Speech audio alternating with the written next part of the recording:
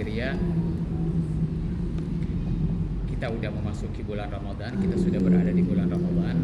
Tetapi yang kita inginkan bagaimana secara rohani kita pun mampu merasakan keberadaan Ramadan. Ini yang paling penting. Jadi harus Anda pahami bahwa ibadah itu dilihat dari dua sisi ya, sisi lahir dan sisi batin. Itu ibadah lahir dan batin. Sebagaimana manusia itu terdiri dari dua unsur, unsur lahir dan unsur batin. Ada rohaninya kita. Jadi rohani ya, sisi batinnya manusia inilah yang paling utama dan paling penting ya, dalam setiap aktivitas kita, dalam setiap apapun juga yang kita lakukan. Sebenarnya yang bekerja, yang melakukan itu apa? Batin kita, rohani kita. Sedangkan lahiriah itu tidak lain adalah sekedar apa? Sekedar efek ya. Dari apa? Dari sisi batinnya kita. Jadi kalau misalnya Anda marah, marahnya Anda di mana? Di batin Anda. Tapi nampak nggak di luaran? Nampak. Tiba-tiba mata Anda merah, tiba-tiba wajah Anda itu kan. Nah, jadi apa yang terjadi di dalam batin kita itu nanti pada akhirnya akan kelihatan di mana? Di luar. Kelihatan di luar. Seperti itu. Tetapi kalau dari sisi luaran belum tentu menembus ke batin. Tapi kalau dari sisi batin biasanya nampak keluar. Makanya di dalam surat Muhammad itu dikatakan bahwa apa yang jelek ya, sifat buruk yang kita sembunyikan di dalam batin kita pasti akan keluar. Pasti akan keluar. Tidak mungkin Anda bisa sembunyi itu. Misalnya Anda marah benci sama orang ya. Walaupun Anda senyum, Anda baik-baikin sama orang, tetap nampak gitu. Dari mana kita bisa tahu dia senyum? Senyumnya kecut, nggak manis senyumnya. Kita bisa merasa itu, batin kita bisa merasakan itu. Karena batin itu apa? Batin itu sangat sensitif. Dia nggak bisa apa? Dia nggak bisa dibohongin. Makanya makadzabal fuadu ma ra'a. Jadi apa yang ada di dalam sisi batinnya kita itu nggak bisa berdusta. Nggak bisa didustain itu, kita bisa merasakan. Nah, makanya bagaimana semua amal ibadah kita harus dari mana? Dari sisi batinnya, baru kemudian memancar ke alam apa? Ke alam luar, memancar ke alam luar. Harusnya begitu. Jadi harus dari dalam dulu, ya. Baru kemudian tubuh kita akan apa? Akan menampakkan hal tersebut. Jadi ada rasa takut di dalam batin kita, ada rasa rindu di dalam batin kita, ada rasa cinta di dalam batin kita. Kemudian tubuh kita akan apa? Akan menampakkan itu.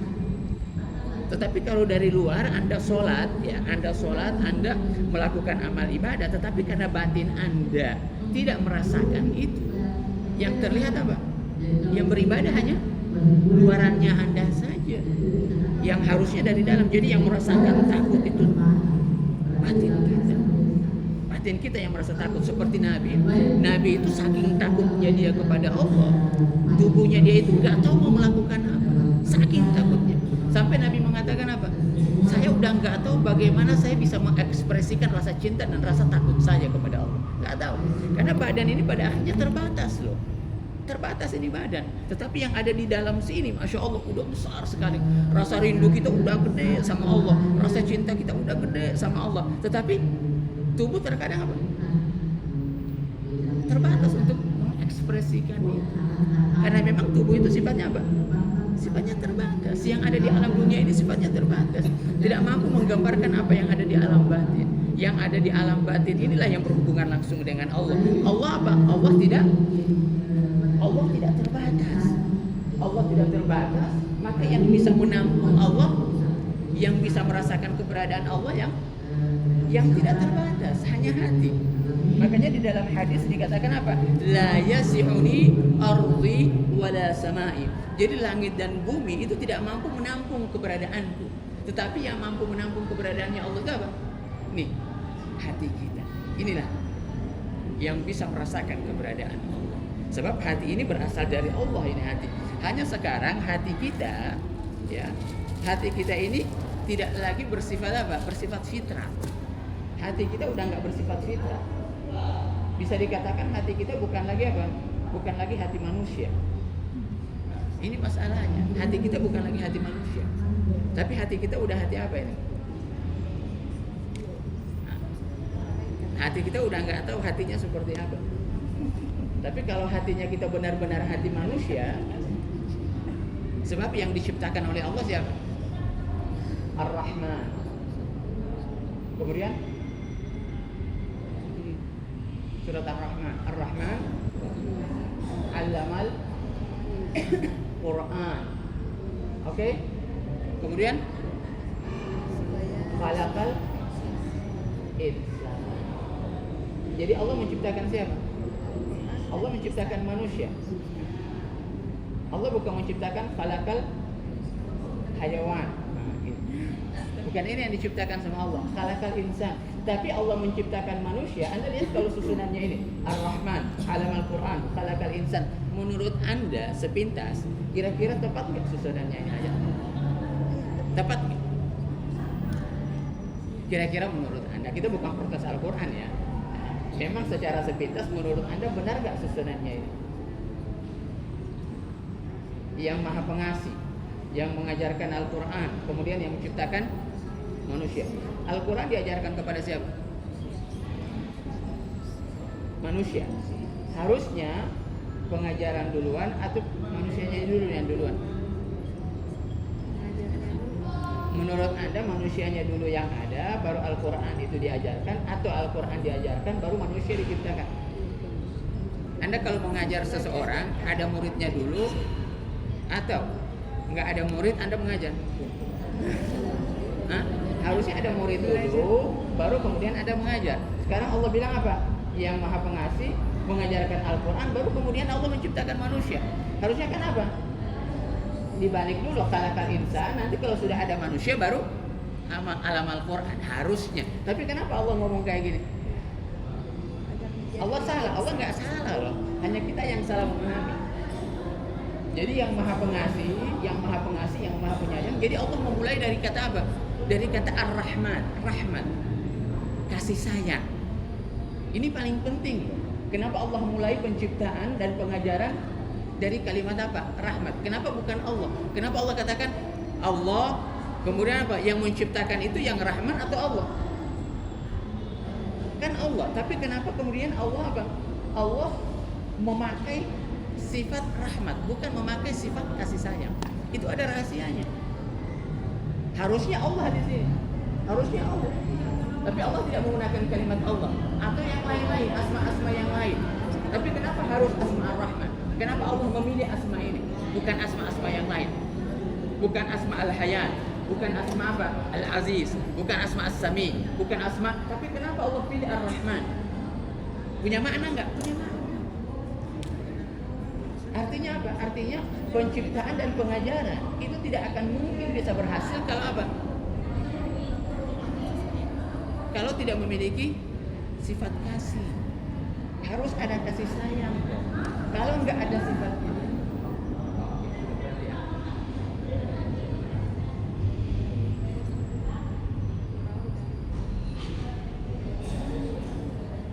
enggak bisa bacanya.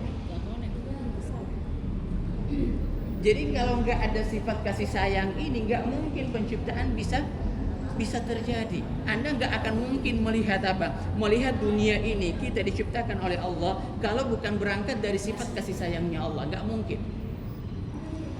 Nggak mungkin. Karena kalau Allah itu melihat diri kita, siapa kita, hakikat diri kita, nggak mungkin Allah akan menciptakan kita, akan menghadirkan kita. Nggak mungkin. Nggak mungkin. Allah udah tahu iblis loh. Allah udah tahu bahwa iblis itu apa? Sifatnya seperti ini. Kedengaran? Oke. Tapi kenapa Allah tetap menciptakan iblis? Allah udah tahu bahwa kita ini akan seperti ini, memperangkat kepada Allah. Nggak mungkin murni dalam beribadah kepada Allah, nggak mungkin ikhlas beribadah kepada Allah, nggak mungkin loh. Nggak mungkin kita ini mampu melaksanakan perintah Allah sebaik-baiknya, nggak mungkin. Rasulullah aja itu sudah apa? Sudah menegaskan itu dalam munajatnya. Dia katakan apa? Ma'araftuka haqqa ma'arifat. Ya Allah, saya nggak mungkin, ini Nabi loh, saya nggak mungkin bisa mengetahui kamu ya Allah dengan sebenar-benarnya pengetahuan. Kalau kita sudah tidak mampu mengetahui seseorang dengan sebenar-benarnya, lalu bagaimana kita bisa membalas kebaikan orang itu? Sekarang gini, setiap pengetahuan yang terbatas dan pengetahuan yang sempurna itu akan menentukan apa? Menentukan sikap kita terhadap orang itu. Kalau semakin besar pengetahuan Anda terhadap seseorang, sikap Anda bagaimana? Ditentukan oleh pengetahuan Anda. Kalau misalnya Anda tahu bahwa orang ini hebat, orang ini masya Allah, dermawan benar, dianya kaya, segala macam, kira-kira sikap Anda di hadapan orang itu seperti apa? Pasti Anda akan tunduk. Semakin Anda tahu dianya baik, Anda semakin tunduk. Semakin baik Anda tahu, Anda semakin malu, nggak tahu mau berbuat apa. Makanya Nabi kayak gitu. Nabi semakin dia tahu Allah itu maha baik, nggak tahu seperti apa kebaikannya Allah. Sampai Nabi bilang, ya Allah, bagaimana saya mau balas? Nabi Musa juga kayak gitu, itu Nabi Musa. Ya Allah, kok baik benar. Nah itu karena semakin mereka tahu tentang hakikat Tuhannya. Nah, bagaimana kita bisa memiliki pengetahuan yang sempurna seperti ini? Bagaimana kita bisa menangkap seseorang, bisa mengetahui seseorang secara utuh? Menurut Anda bagaimana? Apa yang membuat Anda bisa mengenal orang? Sekarang ini, apa yang membuat kita selalu bertengkar? Apa kira-kira? Selalu ribut itu kenapa? Karena Anda nggak mengenal dia. Itu saja. Anda selalu ribut karena Anda nggak mengenal dia. Kenapa Anda nggak mengenal dia? Karena ada diri Anda, ada nafsu Anda. Nafsu Anda yang menghalangi Anda untuk bisa apa? Mengetahui orang itu secara utuh. Ada saya. Karena pengenalan itu mengharuskan apa? Pengenalan secara utuh mengharuskan apa? Peleburan. Meleburnya Anda dengan apa? Dengan sesuatu. Baru Anda bisa mengenal. Saya bertanya, Anda kalau ingin mengetahui samudra, bagaimana Anda bisa mengetahui samudra? Luasnya samudra, bagaimana hebatnya samudra? Anda bagaimana bisa mengetahui seperti apa samudra? Bisa nggak di luaran? Nggak bisa. Kalau hanya dari luar, berarti apa? Pengenalan Anda nggak utuh. Hanya dari informasi orang-orang begini. Ini kan kata orang saja. Seperti apa kita nggak tahu. Tapi kalau Anda ingin tahu seperti apa itu samudra, apa yang harus Anda lakukan?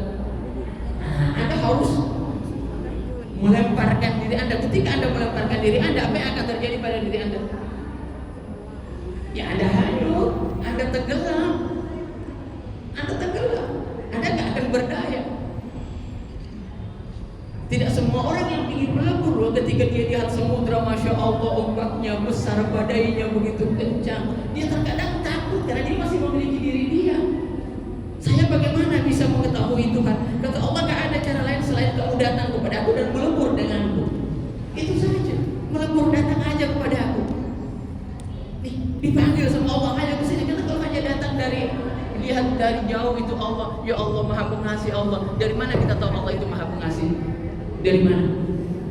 Hanya dari pemberiannya dia saja. Ada ini, ada itu. Dari situ saja kita tahu bahwa Allah itu maha pengasih. Kira-kira kalau nggak ada ini semua pemberiannya Allah, nggak ada kesehatan, nggak ada anak, nggak ada kebaikan, kira-kira kita akan mampu nggak mengetahui bahwa Allah itu maha pengasih? Belum tentu. Jadi pengetahuan apa pengasihnya Tuhan itu kenapa? Karena ada pemahaman kita terhadap apa yang Allah berikan kepada kita. Ada itu saja. Makanya kita terkadang, mohon maaf saja, kita biasa protes Tuhan. Biasa kan? Ya nggak usah takut, bilang aja biasa. Saya protes Allah kita. Walaupun nggak secara ucapan kita protes Tuhan loh, tapi secara batin, secara pikiran kita protes. Protes kita melawan Tuhan. Ketika Allah hadapkan, Allah masukkan kita ke dalam kondisi yang tidak kita senangi, protes kan? Protes. Memang kita tidak ucapkan, takut kita mengucapkan itu. Tetapi secara batin kita protes. Kenapa ya Allah kau taruh saya di sini? Kenapa orang ini kau kirim kepada aku ya Allah? Kenapa kau hadirkan orang ini? Kenapa selalu muncul? Bukan? Kira-kira Allah tahu nggak? Ya Allah tahu. Tapi Allah itu nggak pandangi semua itu. Kenapa? Kenapa Allah tidak melihat itu semua? Seharusnya orang sempurna, ya orang sempurna, orang yang sudah baik sama kita, sudah memberi. Ini kalau kita lihat dari satu sisi. Anda kalau sudah berbuat baik sama orang, terus berbuat baik, memberi, orang ini miskin, orang ini gak punya apa-apa, Anda berikan kebaikan yang berlimpah kepada orang itu, lalu orang itu kurang ajar sama Anda, kira-kira marah gak? Marah. Kalau Anda lihat dari sisi pemberiannya Anda, orang ini kurang ajar benar. Sudah diberikan segala sesuatu, tapi kok kayak gitu? Itu kalau Anda lihat dari sisi apa? Pemberian. Dari sisi pemberian, apa yang sudah Anda berikan. Allah juga kalau melihat dari sisi ini, apa yang sudah Dia berikan kepada kita, pasti Allah itu apa? Makanya kita melihat Tuhan dari sisi ininya, dari pemberiannya Allah, dari sisi itunya, yang terkadang akan memunculkan rasa takut kita kepada Allah. Itu akan memunculkan rasa takut. Tapi kalau kita lihat Tuhan bukan dari sisi ininya, tapi kita lihat dari sisi apa? Sudut kasih sayang, susur rahmat, sisi kasih sayangnya Allah, cintanya Allah, pasti akan muncul apa dalam diri kita? Rasa apa yang akan muncul dalam diri kita ketika kita pandangi Allah dengan segala sifat kasih sayangnya, kemudian kita melihat diri kita dengan segala kekurangan kita, banyak dosa, akan muncul apa? Rasa harapan, percaya diri di hadapan Allah. Gak mungkin Allah akan apa? Memasukkan kita ke dalam neraka, menyiksa apa segala macam. Uang kita ini memang sudah kurang. Tapi kalau kita lihat dari sisi pemberiannya Tuhan, pasti akan ada rasa takut. Oke? Terkadang kalau kita selalu melihat dari satu sisi aja, satu sisi kasih sayang akan memunculkan apa dalam diri kita? Kelancangan. Terkadang kita akan apa? Kita akan tidak beradab sama orang, karena kita tahu orang itu pasti memaafkan. Wong saya begini saja pasti dia akan memaafkan. Makanya kita terkadang sama Allah itu apa? Semau kita. Allah semau kita aja. Karena kita selalu melihat Tuhan dari sisi ini, pasti memaafkan, tak mungkin begini. Makanya kalau Anda lihat di orang Kristen itu kan melihat Tuhan dari sisi apa? Sisi kasih sayangnya saja. Tidak ada rasa takut mereka di hadapan Tuhan, hanya dari sisi kasih sayang. Tapi kalau kita dari dua sisi loh, jangan tinggalkan ini. Ada rahmat dan ada apa? Ada siksa, ada ghadabnya Allah. Ghadabnya Allah muncul dari mana? Sifat Allah itu mengancam, sifat Allah itu memarahi, muncul dari mana? Dari diri kita, bukan di wujud Allah. Allah nggak punya sifat itu, tapi dari kita yang punya kekurangan, kemudian kita membayangkan mungkin kita akan disiksa oleh Allah. Sifat ini yang akan melahirkan ketakutan. Faham Anda? Apakah itu ada sama Tuhan? Itu nggak ada sama Tuhan, tapi itu berangkat dari diri kita. Karena ada kekurangannya kita, kemudian akan memunculkan rasa takut di hadapan Allah. Makanya harus melihat apa? Harus melihat dua sisi. Lihat kita, lihat Allah. Lihat kita, ya Allah, coba Anda lihat para kekasih Allah itu seperti itu. Kalau melihat diri mereka, melihat diri kita, ya Allah, terkadang mereka itu gemetar, takut, belum tentu mampu melaksanakan perintah Ramadan ini dengan sebaik-baiknya. Ramadan udah diberikan kesempatan berharga sama Allah. Allah mengundang kita perjamuannya. Ini Ramadan perjamuannya Allah. Siapa yang tidak merasa gembira dengan perjamuannya Allah? Kira-kira ada menolak perjamuannya Allah enggak? Ada yang menolak? Mau dijamu sama Allah? Kayaknya kita tolak itu perjamuannya Allah. Memang secara apa? Secara lahiriah enggak. Secara lahiriah tidak. Memang kita bilang saya senang dengan perjamuannya Allah, tetapi secara apa? Secara sikap kita, secara batin kita tolak perjamuannya Allah. Mungkin karena kita nggak tahu perjamuannya Allah itu seperti apa loh, atau mungkin karena kita tidak paham Ramadan itu seperti apa. Makanya kata Nabi, seandainya kalian tahu Ramadan itu seperti apa, kalian akan meminta setiap tahun, setiap saat apa? Ramadan. Apakah ucapan Nabi itu hanya sekedar ucapan begitu saja atau punya mana? Punya mana loh? Ramadan itu apa? Kenapa Rasulullah ngomong kayak gitu? Kenapa kalau kalian tahu rahasia Ramadan, pasti kalian akan meminta setiap saat Ramadan. Dan hakikatnya bagi para kekasih Allah, setiap hari Ramadan, setiap saat Ramadan, setiap saat. Kulla yaumin Oke, kita kembali ke ayat ini. Al-Quran, Allah mengajarkan Al-Quran. Benar? Jadi yang mengajarkan Al-Quran yang mana? Yang sudah memiliki sifat kasih sayang. Oke? Jadi sifat kasih sayang, sifat yang berangkat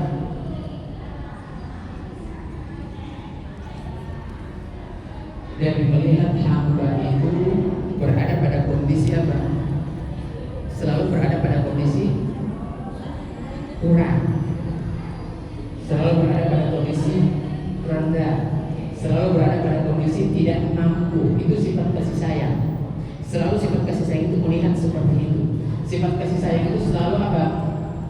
Berada pada posisi di atas yang memiliki sifat apa? Sifat air.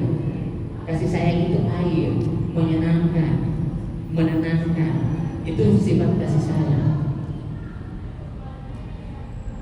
Wa nunazzilu minas samai ma'an, dan Allah menurunkan dari atas apa?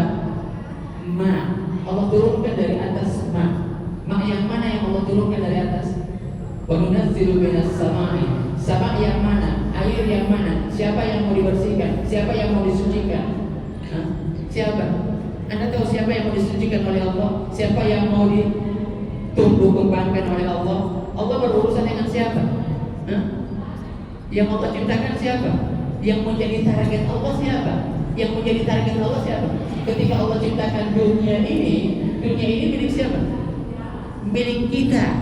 Kita yang menjadi targetnya Allah. Kita yang menjadi targetnya Allah, bukan yang lain-lainnya. Yang menjadi tujuan penciptaan alam dunia langit dan bumi siapa? Kita. Jadi tujuan Allah ke kita, tatapan Allah ke kita. Kaulah yang saya inginkan, bukan siapa-siapa. Yang lain ini apa? Yang lain ini diciptakan sama Allah sebagai apa? Hanya sebagai pelengkap. Pelengkap saja. Anda tahu pelengkap, hanya objek pelengkap. Tetapi sebenarnya dasar penciptanya Tuhan siapa? Hanya kita. Hanya Allah. Allahu Akbar. Hanya kita, bukan yang lain-lainnya. Jadi tatapan Allah mengarah kepada siapa? Kepada kita. Paham Anda? Tatapan Allah hanya mengarah kepada kita, bukan mengarah kepada siapa? Bukan mengarah kepada yang lain-lain. Yang lain-lain diciptakan oleh Allah hanya sebagai pelengkap untuk kita, membantu kita. Tujuannya Allah apa? Tujuannya Allah adalah kita, ruh kita. Ruh berasal dari siapa? Dari Dia. Karena berasal dari Dia, makanya tetapnya Allah kepada kita. Tapi kemudian apa? Alam dunia sudah menghijabi kita dengan Allah. Nih, dunia sudah menghijabi kita dengan Allah. Makanya kita tidak mampu lagi melihat Allah. Kita tidak mampu lagi berkomunikasi dengan Allah. Kita tidak mampu lagi merasakan keberadaan Allah. Enggak ada kerinduan kita kepada Allah. Enggak ada rasa rindu kita kepada Allah. Enggak ada. Rasa rindu di awal perjumpaan kita dengan Allah itu tidak ada lagi dalam diri kita. Enggak ada. Makanya kenapa sampai detik ini kita tidak merasa butuh kepada Allah. Enggak merasakan kebutuhan. Makanya apa? Kapan orang bisa merasakan kebutuhan yang besar kepada Allah? Apa?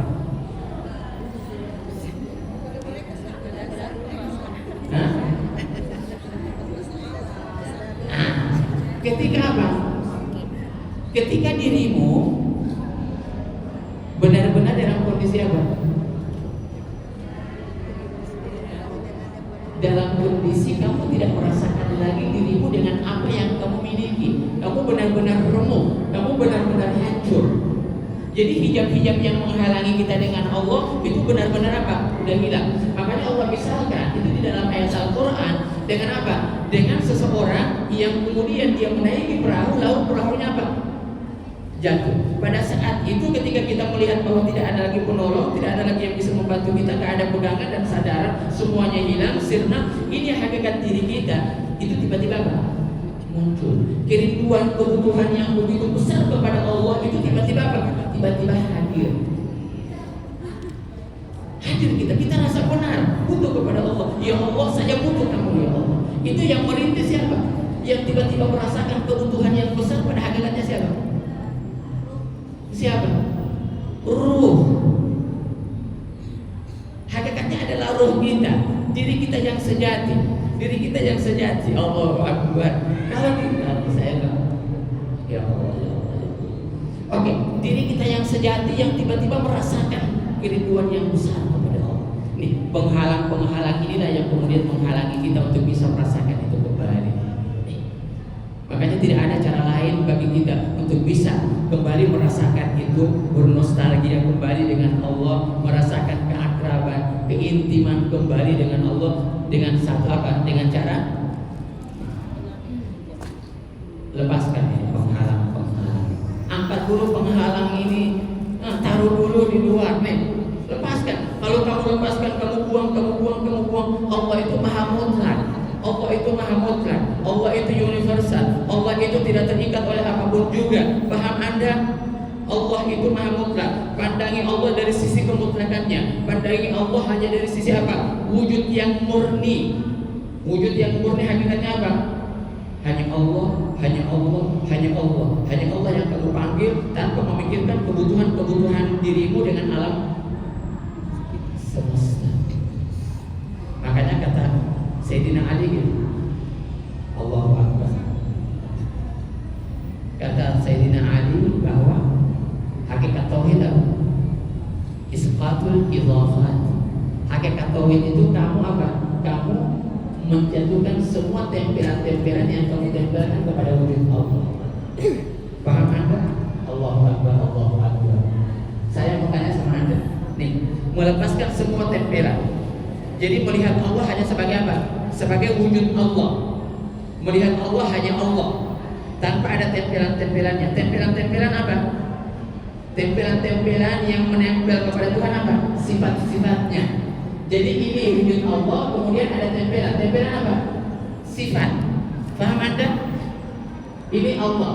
Ini wujud murni. Ini wujud. Saya contohkan ke saya. Nih, saya. Anda tahu saya? Nih, saya memiliki apa? Saya memiliki ratusan sifat. Ada sifat apa? Ada sifat pemarahnya, ada sifat dermawannya. Semuanya ada pada diri saya. Oke? Ada pada diri saya. Tapi kira-kira saya adalah sifat itu atau saya berbeda dengan sifat? Saya sifat atau saya bukan sifat?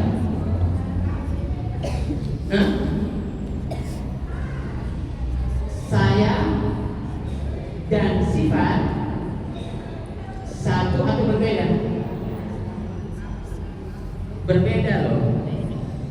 Saya dengan sifat berbeda. Ini dulu harus Anda pahami. Saya misalnya gini, saya ilmu bukan saya. Saya yang mana? Saya karomah. Karomah tambah ilmu jadi karomah yang berilmu. Tapi apakah ilmu dan karomah satu? Berbeda. Paham? Harus Anda pahami. Jadi karomah dengan ilmu berbeda. Karomah dengan apa? Dengan kebaikan berbeda. Karomah dengan kejahatan berbeda. Karomah dengan sifat pemarah berbeda. Itu bukan diri saya semua itu. Jadi saya tetap saya. Jadi sifat-sifat hanya dilengketkan kepada saya. Paham Anda? Jadi orang marah-marah itu sifatnya atau orangnya? Sifatnya, bukan orangnya. Hanya kemudian kita bilang orang yang pemarah. Tapi orang tambah pemarah. Jadi sifat marahnya itu dia, bukan dia. Terkadang orang marah disebabkan oleh yang lain-lain, sesuatu yang berhubungan dengan alam sekitarnya, tapi dia bukan pemarah. Buktinya setelah dia marah-marah bisa nggak dia jadi orang baik? Bisa jadi. Artinya marah bukan karakternya dia, karena kalau karakternya dia tidak mungkin itu berubah. Contoh, gula dengan apa? Dengan manis. Ini manis dan gula menyatu loh, tidak bisa dipisahkan. Jadi sifat marah, sifat ini tidak bisa dipisahkan. Tapi ini kan bisa dipisahkan, bisa berubah. Paham sampai di sini? Paham? Supaya Anda bisa paham loh, ini hakikat tauhid ini. Supaya Anda tahu bahwa Allah ini banyak juga bisa terlihat jelas ini ya.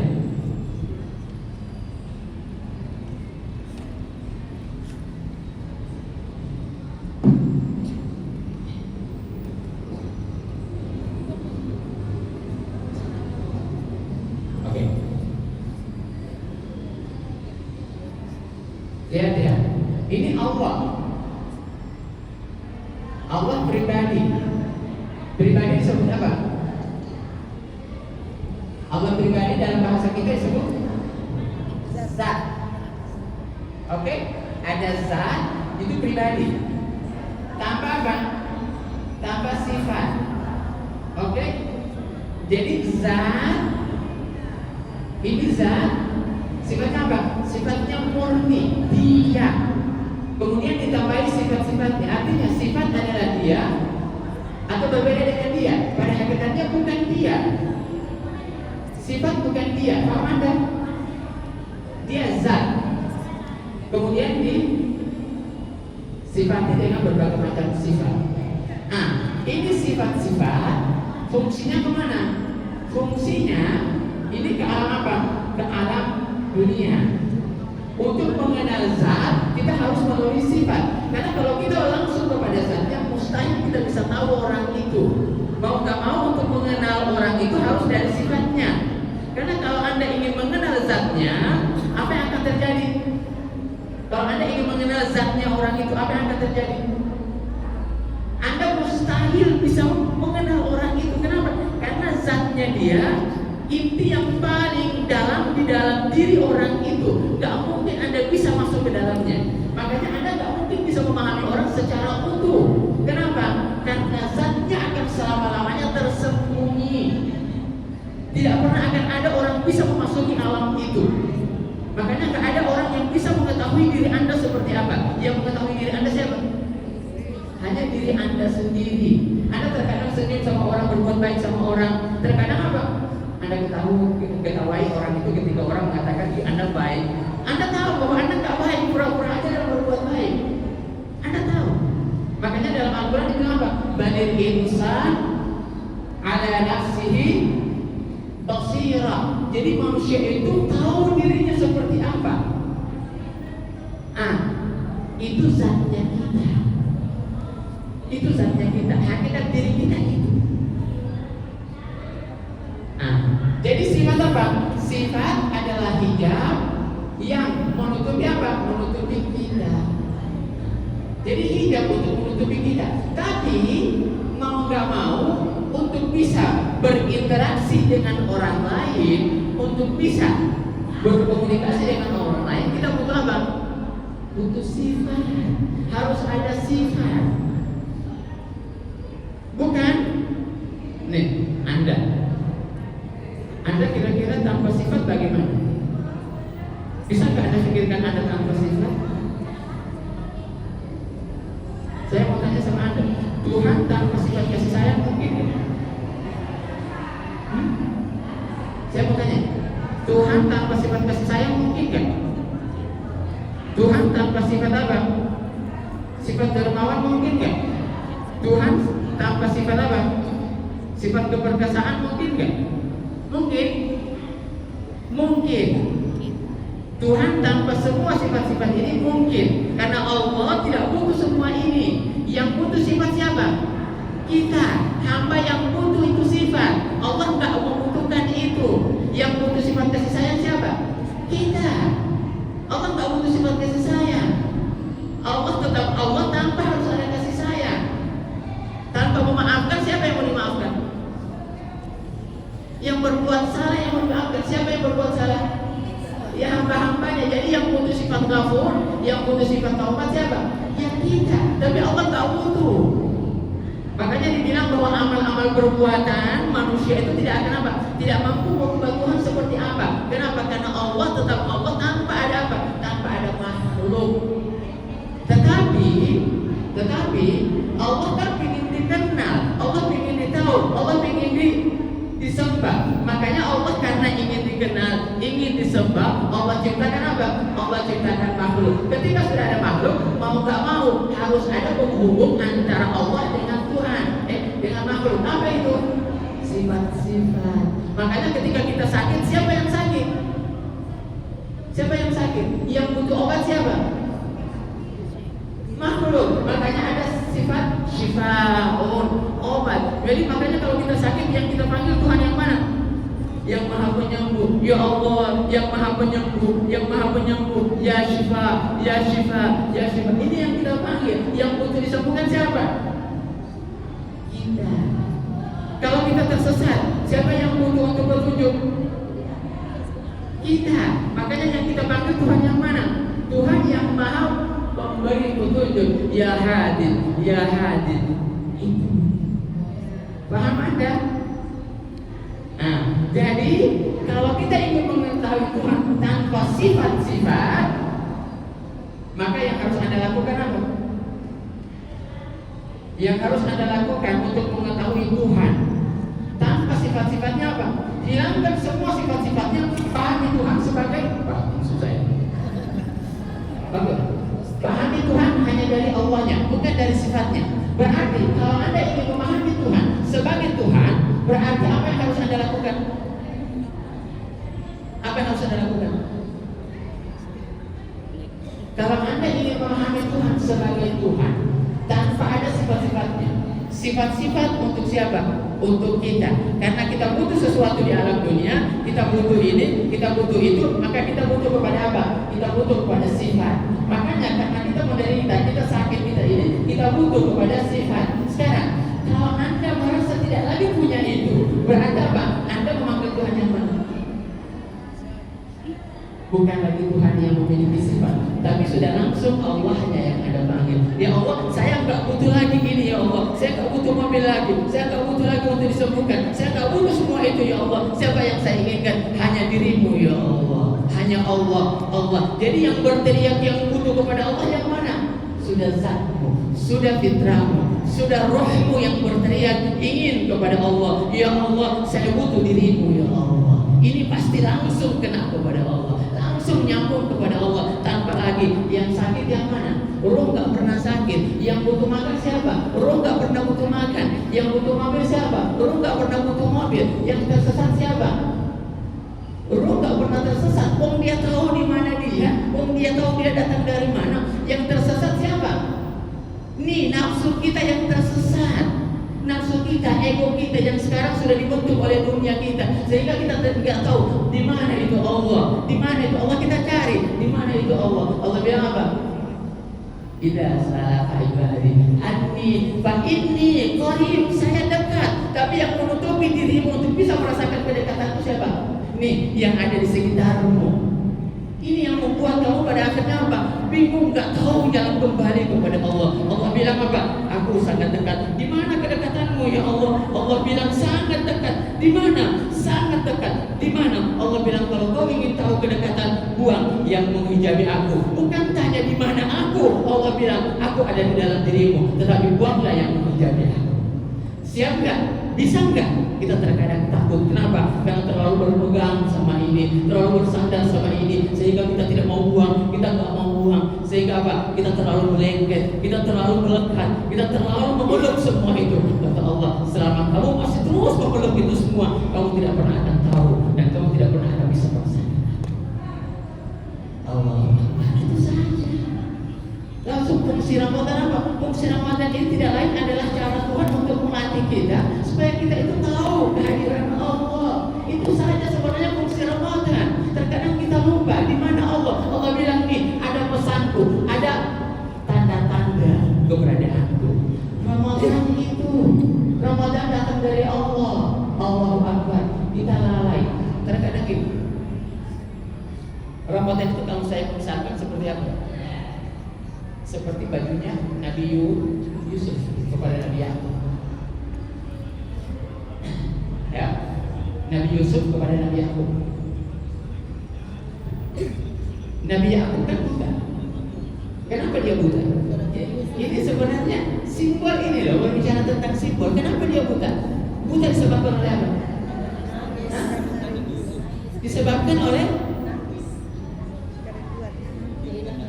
memikirkan Nabi Yusuf, memikirkan Yusuf ada di mana? Yusuf ada dalam dirimu. Tapi yang kau inginkan Yusuf dalam bentuk apa? Dalam bentuk jasmani.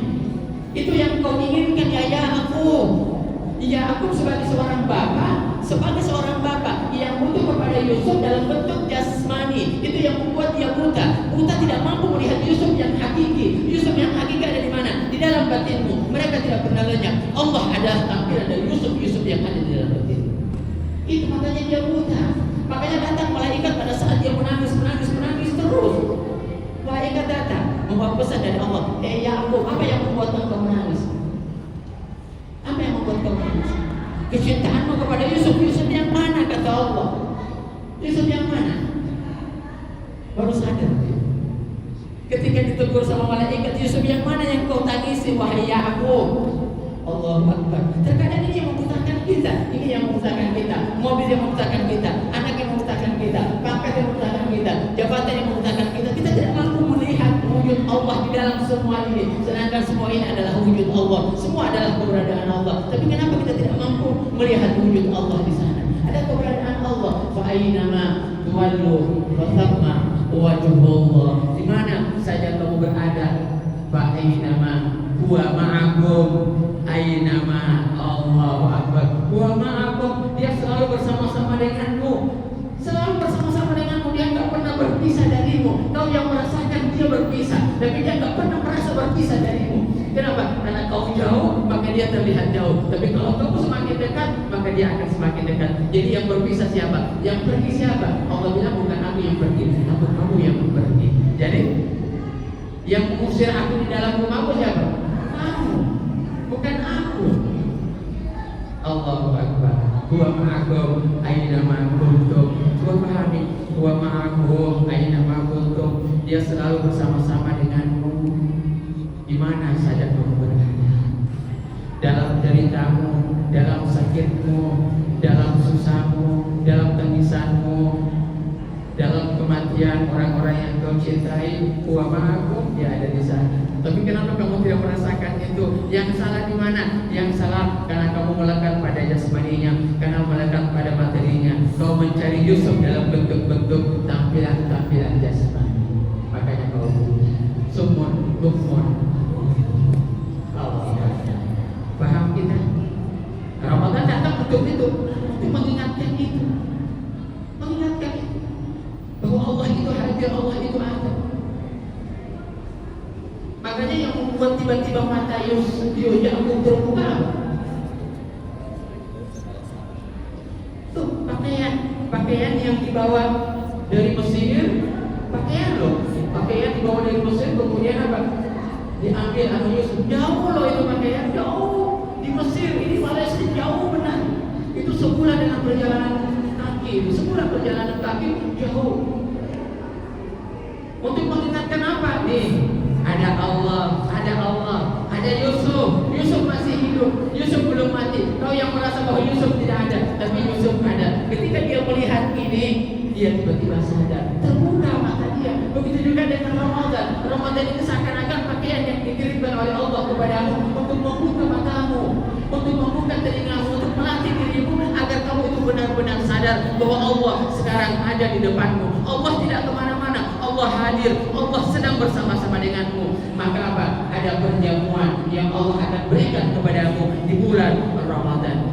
Perjamuan. Kata akbala ilaikum, dia datang kepadamu.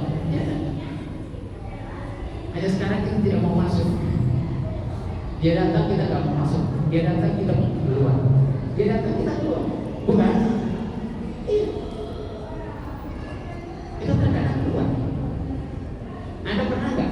Ada tamu mau datang, tiba-tiba Anda berpikir keluar? Iya, karena tamu yang Anda tidak inginkan, Anda nggak mau ketemu dengan dia. Selalu Anda cari jalan bagaimana Anda mau keluar. Begitu juga dengan kita. Mungkin kita secara lahirnya senang dengan datangnya Ramadan, tapi secara batinnya enggak.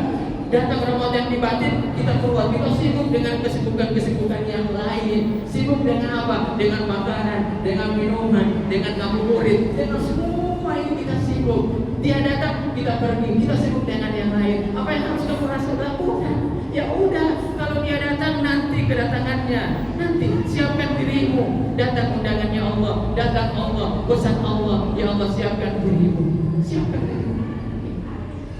Perlihatkan dirimu yang bahagia dengan kedatangan bulan Ramadan. Senang gak kamu? saja. Nanti terlihat itu, terlihat di mana? Terlihat dalam sikap kita. Anda tahu, tiba-tiba Allahu Akbar. Anda mungkin nggak baca sejarah itu. Itu pakaian Yusuf ketika dibawa sama siapa? Dibawa sama anak-anaknya beliau, ya, anak-anaknya beliau. Itu masih dari jauh. Dia bilang apa? Saya udah mencium bau Yusuf dari jauh. Dia udah bilang saya cium. Allahu Akbar. Belum datang, belum ada di hadapan, udah dicium. Ya Allah, di bulan Rajab saya udah cium bau Ramadan. Bahagia dia, senang dia, gembira benar dia, mempersiapkan diri dia untuk datangnya bulan Ramadan. Rajab dan Sya'ban untuk apa? Untuk Ramadan datang. Bukan untuk Rajab dan bukan untuk Sya'ban, tapi untuk Ramadan. Kenapa kita mempersiapkan diri? Anda mandi, Anda pakai sabun, Anda pakai baju yang bagus. Untuk apa? Untuk kedatangan sang kekasih. Anda sudah menanti di depan pintu, menunggu kedatangan. Udah dengan penuh kerinduan. Ya Allah, kapan dia mau datang? Begitu dong. Ya Allah, ini sekarang kita sibuk dengan kesibukan-kesibukan yang lain. Ketika tiba-tiba baju itu dibawa masuk oleh siapa? Oleh anaknya. Ya Allah, itu Nabi Yakub gemetar loh, gemetar. Dari jauh udah dia cium. Sekarang dia lihat, ya Allah, inilah Yusuf yang datang. Tiba-tiba matanya apa? Terbuka matanya. Dia lihat itu. Ya Allah, Yusuf yang datang. Dia mengatakan apa? Yusuf yang datang, bukan baju Yusuf yang datang, tapi Yusuf yang datang. Ramadan datang. Siapa yang datang?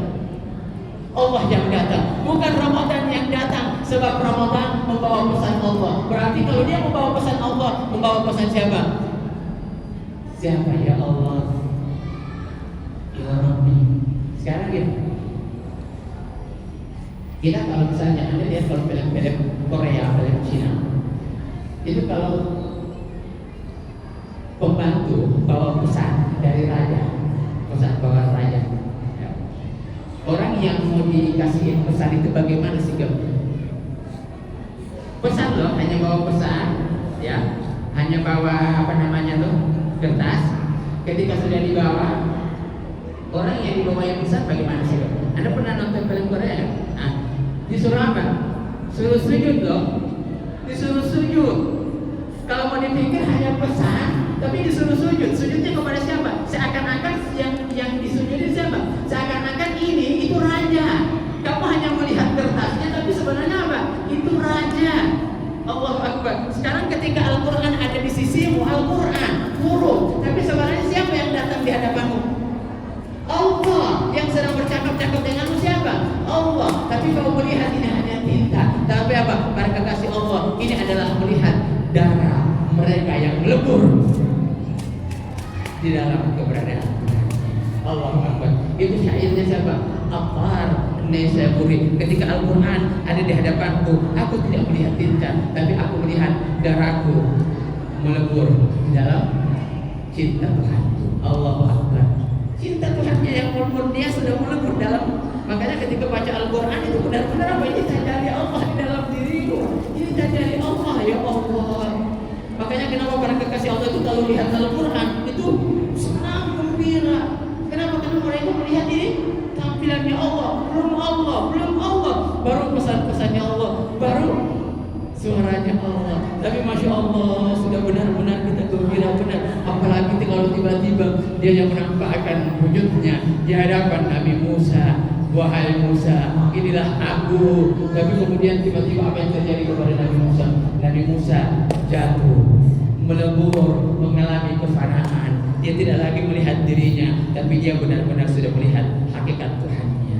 Ini hanya simbol saja, ini simbol semua yang mengantarkan Anda kepada Allah. Ini semua jalan yang mengantarkan Anda kepada Allah. Terkadang melalui Al-Quran, terkadang melalui anakmu, terkadang melalui si bulan, terkadang semua ini hanya ayat-ayatnya Allah. Tapi kamu harus melihat bahwa semua hanya satu tujuan, yaitu Allah. Allah, tidak ada yang lain. Hanya kita saja yang sekarang terlalu jauh sehingga kita tidak mampu memahami itu. Kenapa kamu membenci orang lain? Kenapa kamu menolak, menghindar dari orang lain? Kenapa kamu masih melihat dirimu? Kalau kamu tidak lagi melihat dirimu, ya Allah, semuanya kamu akan lihat Allahu Akbar. Menerima aja. Paham? Kita kembali lagi kepada ayat Ar-Rahman. Jadi kalau kau ingin merasakan keberadaan Allah, apa yang harus kamu miliki? Kalau kau ingin merasakan keberadaan Allah, apa yang kamu harus miliki? sifat kasih sayang hanya itu yang bisa membuat kau dekat dengan Allah. Hanya cinta, tidak ada yang lain. Hanya cinta. Cinta yang bisa mendekatkan kamu kepada Allah. Hanya cinta yang membuat kamu mampu melepaskan semuanya, mampu kamu meleburkan semuanya. Hanya cinta. Tidak ada yang lain. Faham? Sifat kasih sayang yang membuat seorang bapak, seorang ibu mampu untuk menahan rasa sakit melahirkan apa? Cinta. Hanya itu, hanya kasih sayang. Makanya apa? Rahman di dalam apa? Di dalam ucapan kaidah dalam ma'rifat disebut apa? Wajadal wujud itu minal apa? Minal rahman. Jadi lahirnya wujud itu penciptaan Allah hanya dari kasih sayang. Jadi orang kalau sudah punya kasih sayang, indah di dunia loh. Nggak ada sesuatu hal yang nggak indah, menyenangkan. Apapun juga yang terjadi indah kasih sayang yang membuat kita tidak lagi melihat semua. Oke? Kemudian alamat Allah ajarkan. Yang mengajarkan yang punya sifat kasih sayang adalah Al-Quran. Jadi yang mengajarkan Quran pada hakikatnya siapa? Dia, bukan kita. Dia yang mengajarkan Al-Quran. Kenapa dia yang mengajarkan Al-Quran? Bukan ustadz yang mengajarkan Al-Quran. Hakikatnya bukan ustadz. Kenapa? Al-Quran punya siapa?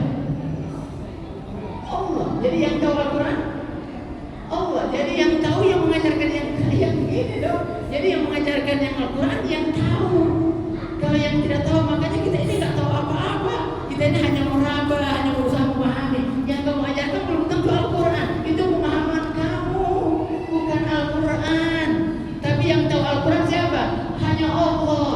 Makanya dikatakan la yamassuhu illa mutahharun.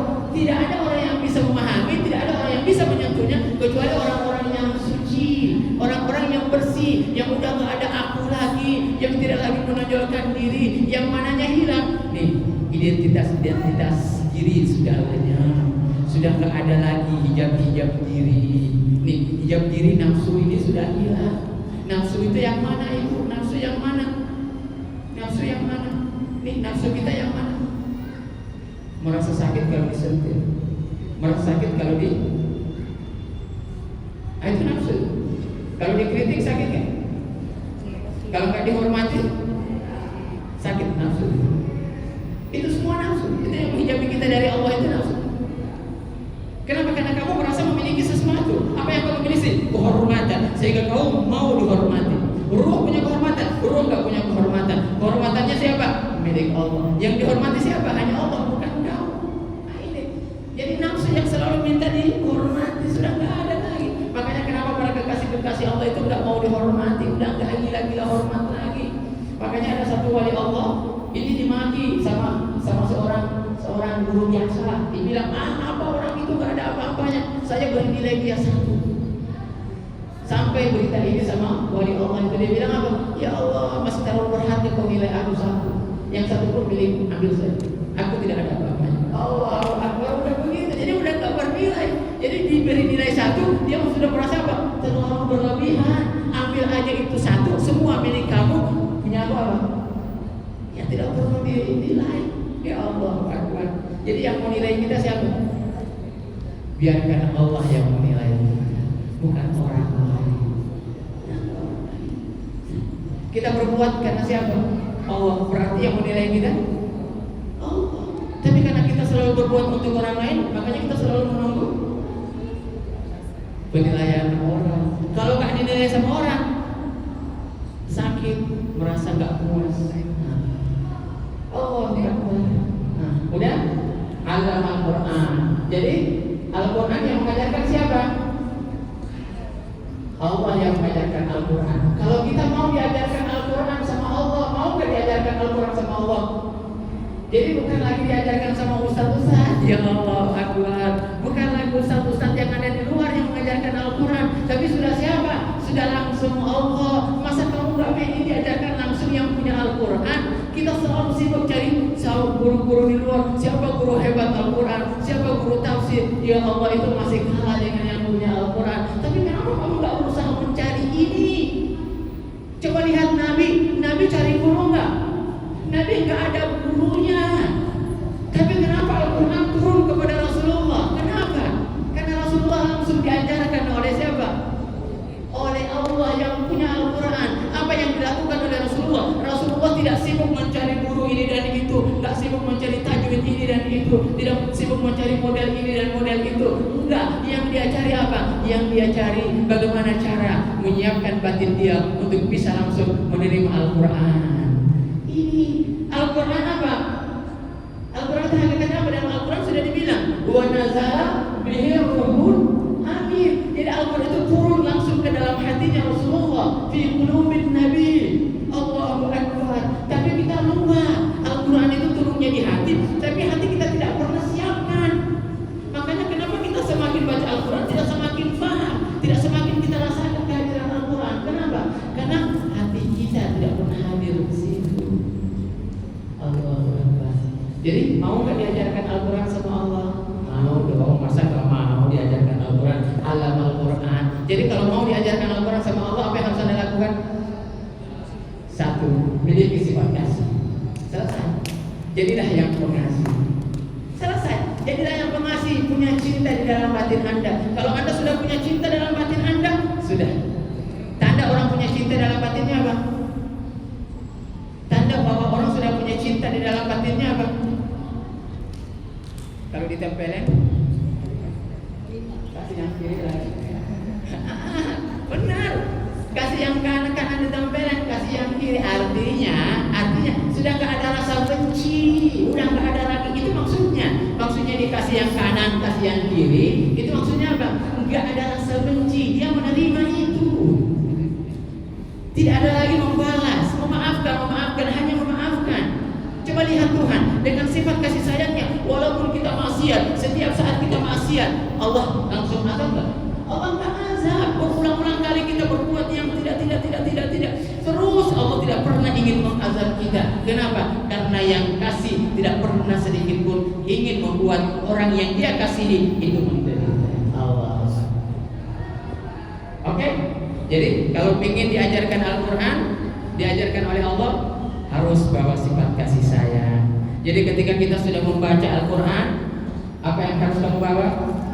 Sifat cinta. Ada kerinduan gak sama Allah? Sudah punya cinta enggak? Tapi kalau hati masih punya dengki, masih punya hasud, masih punya sifat-sifat buruk, ya Allah, Al-Quran gak bisa masuk. Gak bisa masuk ini Al-Quran.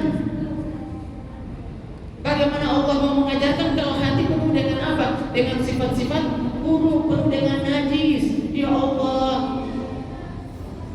Bu, kira-kira anjing rumah, kalau ada anjing bisa nggak dimasukin sama malaikat? Ya Allah, rumah saja nggak bisa dimasukin, apalagi rumah Allah. Kalau masih ada sifat anjing, masih ada sifat-sifat hewan, bagaimana Al-Quran mau masuk? Makanya kita nggak bisa merasakan khusyuk, nggak bisa merasakan getaran-getaran rasa kerinduan kepada Allah. Itu saja. Jadi udah introspeksi diri. Bulan Ramadan 30 hari untuk introspeksi diri. Itu aja uang itu. Kita dilatih oleh Allah selama bulan Ramadan untuk membuang. Makanya Ramadan apa? Menghancurkan.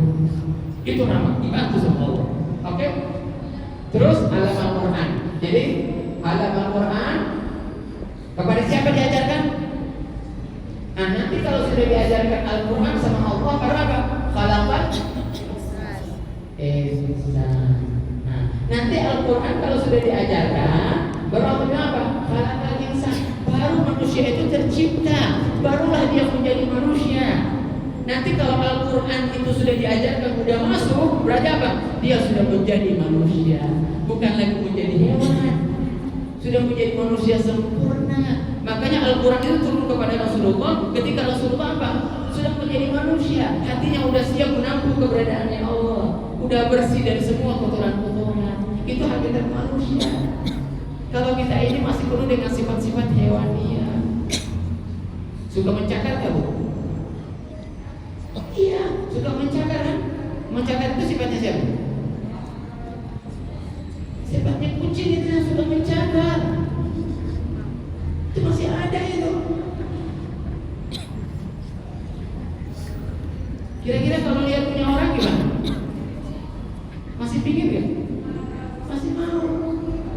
Itu sifatnya siapa itu? Sifatnya rubah. Rubah itu selalu apa? Licin, dia selalu melihat yang punya orang, yang maunya. Oh, itu semua sifat-sifat hewan yang ada dalam diri kita. Ular masih ada, babi masih ada. Ya Allah, makanya kenapa Nabi Ibrahim ketika dia nyapa, ketika dia hanya mengatakan kepada Allah, ya Allah, saya itu ingin merasakan keberadaanmu ya Allah. Kata Allah, ya udah, kalau kamu memang ingin merasakan keberadaanku, hancurkan 4 burung yang ada dalam dirimu. Hewan yang dihancurkan itu sifat-sifat hewannya itu saja. Semua hancurkan, leburkan, kata Allah. Semua hancurkan, leburkan, sampai tidak ada. Kalau masih ada, nggak mungkin bisa bersatu. Allah tidak mungkin bisa apa?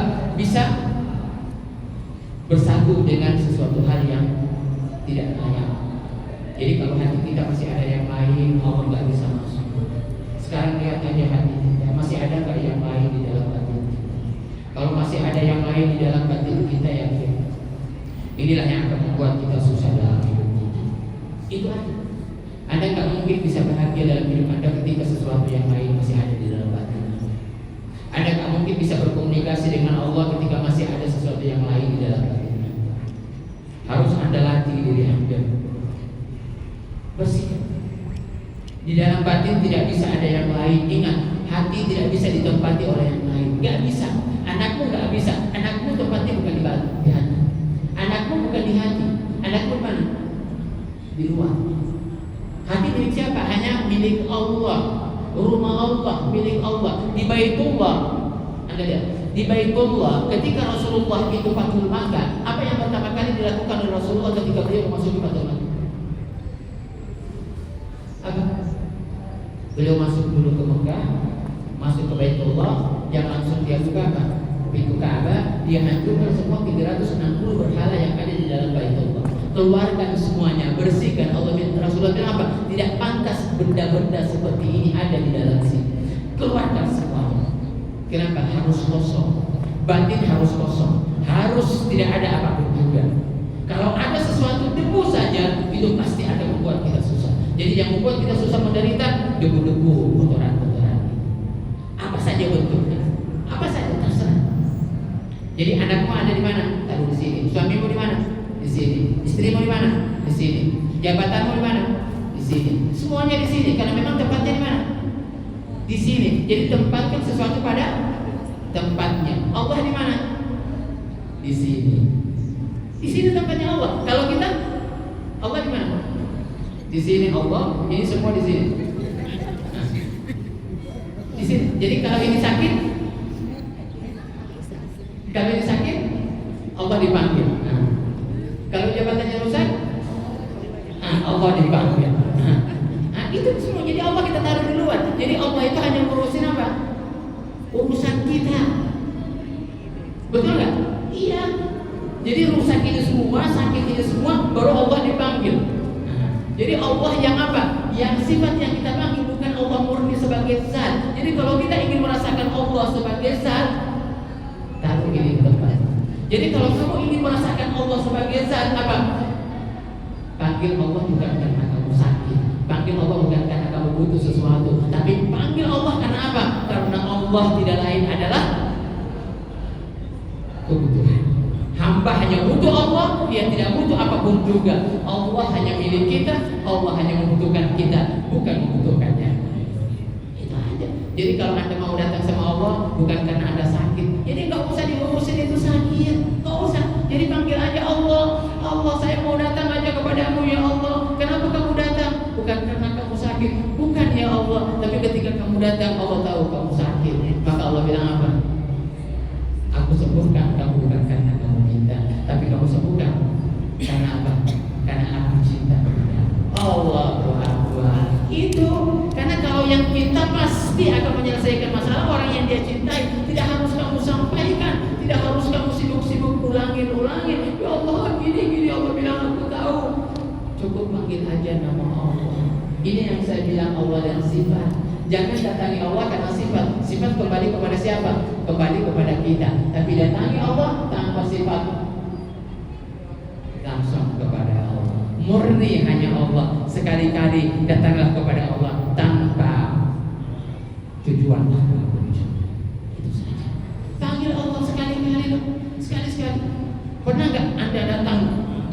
sajadah Anda berdoa, merintih tanpa ada tujuan dunia Anda, pernah nggak? Kalau sudah seperti itu luar biasa. Itu menandakan bahwa Allah apa? Sudah hadir di hadapan Anda. Seperti Anda ketika datang ke Baitullah, ketika Anda sudah sampai di Baitullah, Anda ketika melihat Baitullah, apa? Anda tidak lagi mengingat yang lain-lain. Sudah nggak ada yang lain ketika Anda sudah melihat Baitullah. Ya Allah, lenyap semua kebutuhan Anda yang berhubungan dengan dunia Anda. Yang ada hanya Allah, hanya Allah. Sudah nggak mau lagi yang lain. Walaupun ditawarkan seperti apapun juga, sudah nggak mau. Udah nggak mau. Sudah apa? Nikmat bersama-sama dengan Allah. Nikmat. Terakhir saya tutup dengan satu kisah. Seorang pesuluk, seorang yang ingin dekat dengan Allah, ya, seorang yang ingin dekat dengan Allah, bukan karena masalah-masalah dunia, ya, betul-betul hanya ingin dekat dengan Allah. Dia punya guru. Nah, dia bilang sama gurunya, guru tolong ajarin saya ilmu-ilmu yang apa? Yang bisa mengetahui masalah-masalah yang gaib, yang bisa menyembuhkan orang sakit lah, yang bisa menghidupkan orang mati apa segala macam. Tolong ajarkan saya ilmu-ilmu seperti itu. Dia bilang, apa? Kalau kamu mau, saya bisa ajarkan. Tapi tolong lakukan apa? Tolong lakukan. Kamu harus benar-benar berhalwat menyendiri selama 40 hari. Dia oke, siap. Pasti saya akan ajarkan kepada kamu. 40 hari dia benar-benar apa? Menyendiri, mengatur hatinya di sana, berzikir, beribadah. Setelah sampai 40 hari, udah senang dia datang kepada gurunya, dia tagih. Sampai ke sana dia bilang, wah belum, 40 hari lagi kamu pergi. Nanti pasti akan terbuka itu semua, pasti kamu akan dapat. Udah, dia pergi lagi karena ini gurunya kan, guru pasti ada tujuannya. Udah, dia bagi 40 hari, dia menjauh dari dunia ramai, dia berzikir, dia beribadah tanpa tujuan apa. Di 40 hari kedua apa? Ternyata dia sudah tidak ingin apa-apa, hilang semua. Kenapa? Karena dia sudah merasakan keberadaan Allah. Kalau yang pertama ada tujuan yang lain, tapi ketika dia sudah bersama-sama dengan Allah, dia mulai berkomunikasi dengan Allah, berzikir, memanggil nama Allah. Pada akhirnya lama-kelamaan Allah mulai mendekatkan orang itu kepada dia. Allah pasti akan mendekatkan. Datang saja, ketuk aja pintu Allah, berzikir saja walaupun kamu mungkin merasa berat. Allah bilang enggak apa-apa, datang saja, panggil nama Allah, jangan bosan-bosan, tutup pintu Allah. Tapi dengan apa? Dengan hatimu, tutup terus walaupun kamu masih berdosa, walaupun dengan tujuan-tujuan yang lain. Lama-kelamaan pada akhirnya tujuan itu pasti akan dihilangkan oleh Allah. Tiba-tiba kamu akan melihat bahwa hanya ada Dia saja, tidak ada yang lain. Itu saja. Oke? Itu. Pokoknya udah hadirkan saja Allah di dalam hati. Coba ikhlaskan ketika kita beribadah, ikhlaskan karena Allah. Tidak usah dulu yang lain. Panggil saja nama Allah. Allah, tapi dengan niat apa? Dengan niat kerinduan sama Allah. Panggil Allah, Allah, Allah. Jangan mengejar jumlah. Kita terkadang mengejar jumlah. Harus 20 rakaat tadi. Walaupun sudah kakinya sudah begini-begini, ya Allah 20 rakaat. Jangan dipaksa. Namanya saja tarawih. Berapa yang kamu bisa, itu lakukan. Tidak ada ketentuan harus 20, 30, 60, tidak ada. Seberapa saja yang kamu bisa dilakukan. Tarawih itu apa? Ibadah sunnah itu ibadah apa? Ibadah cinta. Ibadah untuk mendekatkan diri kepada Allah. Rasakan keberadaan Allah. Makanya sangat dianjurkan tarawih itu di mana? Di rumah. Di rumah sebenarnya. Karena kalau di luar kamu pasti tidak akan merasakan keterikatan dengan Allah. Pecah kamu, buyar kamu. Oke? Kurang lagi sebentar. Cukup ya? Kalau saya mau bertanya sedikit, silakan. Ya, silakan.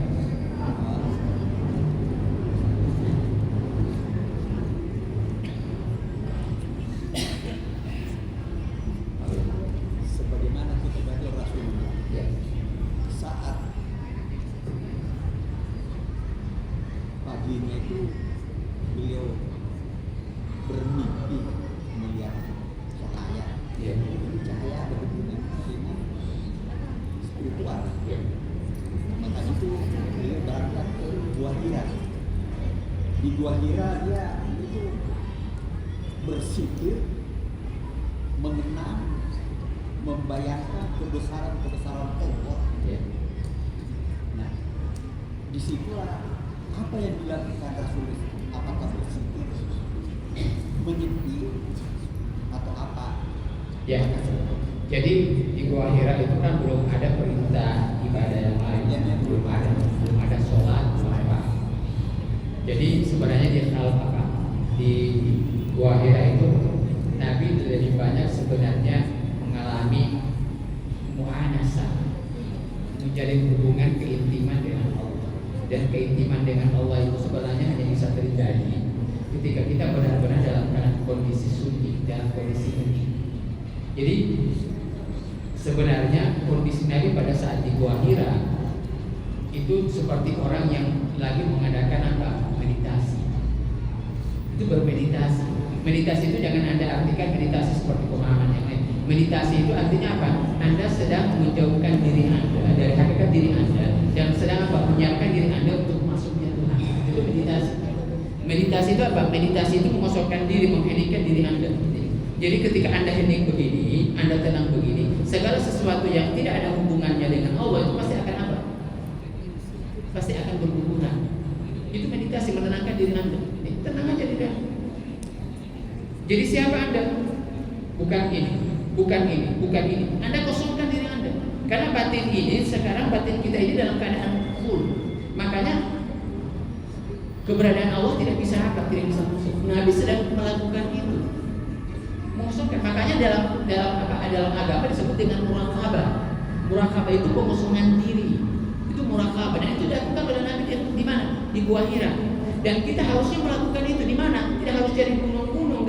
Anda nggak perlu harus ke gunung Bawangkaraya. Enggak. Tapi kemana Anda? Jadi sajadah Anda, tempat apa? Ibadah Anda itu Gua Hira Anda. Itu Gua Hiranya kita. Jadi seakan-akan itu gunung. Seakan-akan kita rasakan bahwa itu bukit Tursina. Jadi tidak perlu harus Anda cari bukit di mana. Hanya ciptakan kondisi apa tempat sholat Anda itu hening, tenang, damai. Seperti di mana? Seperti Rasulullah. Rasulullah itu melakukan itu. Dia apa? Dia abadikan. Dia harmoniskan antara zahir dengan batin untuk mengajarkan kita, untuk mengingatkan kita. Sekarang tidak mungkin itu kita bisa lakukan. Kita bisa apa? Kita bisa lebih apa ya? Bisa lebih di bawah daripada itu, tapi menciptakan suasana seperti suasana Nabi. Begitu saja. Jadi tempat sajadah kita itu apa? Itu Gua Hira. Tempat sajadah kita itu Bukit Tursina. Nah, jadi di tempat sini jangan masukkan yang lain-lain. Jadi anakmu, istrimu, pekerjaanmu semuanya pinggirkan. Jadi di tempat sajadahmu hanya siapa? Hanya kamu dengan Allah. Jadi seakan-akan rasakan di sini keberadaan Allah. Kosongkan semua, kosongkan, tenangkan. Kalau ada yang muncul, buang. Ada yang muncul, buang. Hanya berzikir, Allah, Allah, la ilaha illallah, la haula, istighfar, itu saja. Ada gangguan-gangguan, buang. Itu saja. Jadi di tempat situ kita menjalin hubungan hanya dengan Allah, bukan yang lain-lain. Kalau terus menerus Anda lakukan, 40 hari saja Anda lakukan, pasti Anda akan mengalami satu kondisi yang luar biasa yang tidak pernah Anda akan rasakan. 40 hari aja Anda lakukan. Tanpa harus ada apa? Tanpa ada tujuan-tujuan yang lain. Itu pasti Anda akan rasakan. Allah pasti akan hadir. Allah pasti akan tarik kita. Itu udah pasti. Jadi itu yang dilakukan oleh Nabi di Gua Hira. Kurang lebih seperti itu. Ya, karena waktu terbatas ya, karena kita sudah sholat. Ya nanti insya Allah kita lebih bertajam ya. Sebenarnya banyak hal yang dibahas ya, tapi waktu terbatas. Tidak mungkin kita bisa membahas semua tentang masalah-masalah batin ya. Oke. Kita tutup dengan doa ya. Mari kita mengosongkan hati dan pikiran kita. Kita jalin hubungan kita dengan Allah. Hadirkan hati kita hanya kepada Allah. Rasakan keberadaan Allah yang ada di dalam hati kita, yang lagi terhijabi oleh dunia luar, oleh masalah-masalah yang ada di sekitar kita. Semua lepaskan dari dirimu. Panggillah nama Tuhan sebagai dirimu seorang hamba di hadapan Allah yang butuh hanya kepada Allah. Ruh mula yang butuh kepada Allah. Rasakan itu. Panggil nama Allah. Ya Allah, Ya Allah, Ya Allah, Ya Allah, Ya Allah, hamba membutuhkanmu Ya Allah. Bukan karena hamba sakit, bukan karena hamba butuh masalah-masalah dunia hamba ya Allah, bukan ya Allah, tetapi hamba memanggil namamu ya Allah sebagai diri hamba seorang hamba yang butuh kepada Tuhannya ya Allah. Hamba ingin merasakan kedamaian, ketenangan denganmu ya Allah. Hamba ingin merasakan keberadaanmu di dalam batin hamba ya Allah. Hadirkan dirimu ya Allah di dalam batin ini ya Allah. Ya Allah, hamba menginginkanmu ya Allah. Akhafu minka ya Allah, hamba takut kepadamu ya Allah, sebab hamba masih jauh darimu ya Allah. Belum mampu merasakan keberadaanmu ya Allah, belum mampu menangis dan merintih di hadapanmu ya Allah. Sedangkan dosa-dosa dan maksiat hamba begitu banyak ya Allah. Ampuni diri yang lemah ini ya Allah, ampuni diri yang kurang ajar ini ya Allah, ampuni diri yang lancang ini ya Allah, yang belum mampu menghadirkan dirimu dan beribadah kepadamu sesuai dengan keinginan dan harapanmu ya Allah.